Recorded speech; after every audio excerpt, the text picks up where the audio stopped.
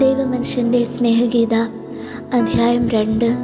ഒരു സ്തോത്രഗീതത്തോടെ അന്ന അമ്മയായി എന്നറിയിക്കുന്നു. ഇസ്രായേൽ മക്കൾ തങ്ങളുടെ പ്രതീക്ഷകൾ, സന്തോഷങ്ങൾ, വേദനകൾ എല്ലാം സംഗീതത്തിന് വിട്ടുകൊടുക്കുകയാണ് എല്ലായ്പ്പോഴും ചെയ്തിട്ടുള്ളത്. താനൊരമ്മയായി എന്നുറപ്പായപ്പോഴുണ്ടായ സന്തോഷം അന്നയുടെ നാവിൽ നിന്ന് ഒരു സ്തോത്രഗീതമായി ഉയർന്നു. അതുകേട്ട യോവാക്യം അത്ഭുതത്തോടെ അവളെ നോക്കി നിന്നു. അവൻ്റെ ഉന്നതമായ കൃപാവരം സ്വർഗത്തിൽ നിന്ന് എന്നെ സന്ദർശിച്ചിരിക്കുന്നു. പഴയ വൃക്ഷം ഒരു പുതിയ ശാഖയെ പുറപ്പെടുവിച്ചിരിക്കുന്നു. ഞാൻ അനുഗ്രഹീതയാണ്. ദീപങ്ങളുടെ തിരുനാളിൽ പ്രത്യാശ വിത്ത് വിതച്ചു. നിസ്സാന്റെ സുഗന്ധം അത് കിളിർക്കുന്നത് കാണുന്നു. ആ ശിഖരത്തിൽ ഒരു റോസുണ്ട്, ഒരു ആപ്പിളുണ്ട്, ഒരു നക്ഷത്രം എന്ന ഭാഗം പാടിയപ്പോൾ അവളുടെ ശബ്ദം വിറയ്ക്കാൻ തുടങ്ങി. സന്തോഷാധിക്യത്താൽ കരഞ്ഞുകൊണ്ട് യോവാക്യമിനെ ആശ്രയിച്ചുകൊണ്ട് അവൾ പറഞ്ഞു, നോക്കൂ, ഞാനൊരമ്മയാണ്. അങ്ങനെ യോവാക്യമിൻ്റെ വിശ്വാസം പൂവണിഞ്ഞു. ഇരുവർക്കും പറഞ്ഞറിയിക്കാൻ പറ്റാത്ത സന്തോഷം.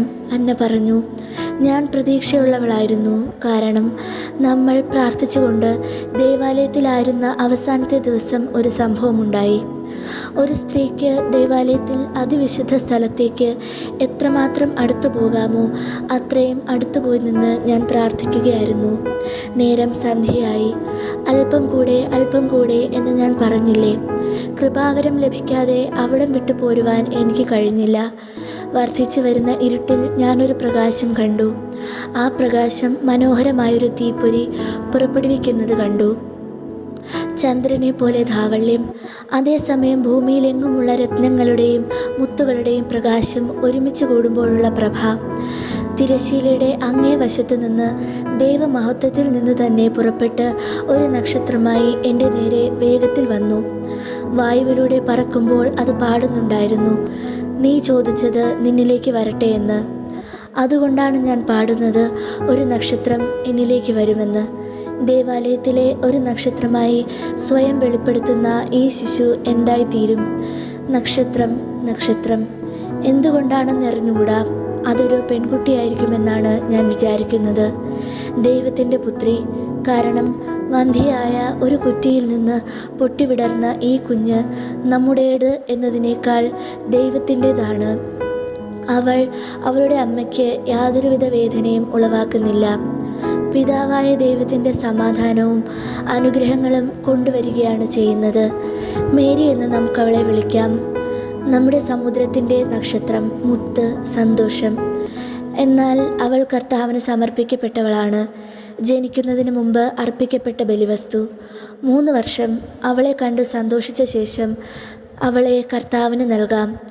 ദൈവമഹത്വത്തിനായി അവളോടൊപ്പം നാം ബലിവസ്തുക്കളായി നൽകാം.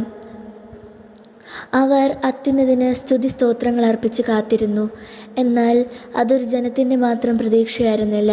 പിന്നെയോ ലോകത്തിലെ സകല ജനങ്ങൾക്കും പറുദീസ വാഗ്ദാനം നൽകുന്നതും അനേക ശതവർഷം പിന്നിട്ട് ലോകാവസാനം വരെ നിലനിൽക്കുന്നതുമായിരിക്കും. 2 വിശുദ്ധാത്മാക്കളിൽ നിന്ന് ജനിച്ചതിനാൽ സ്വാഭാവികമായും നല്ല ഗുണങ്ങളെല്ലാം ഉണ്ടായിരുന്നെങ്കിലും അവൾ ഒരു പ്രത്യേക സൃഷ്ടിയായിരുന്നു. മറ്റു പലർക്കും ഉണ്ടായിരുന്നതുപോലെ ഒരാത്മാവ് മാത്രമല്ല ഉണ്ടായിരുന്നത്.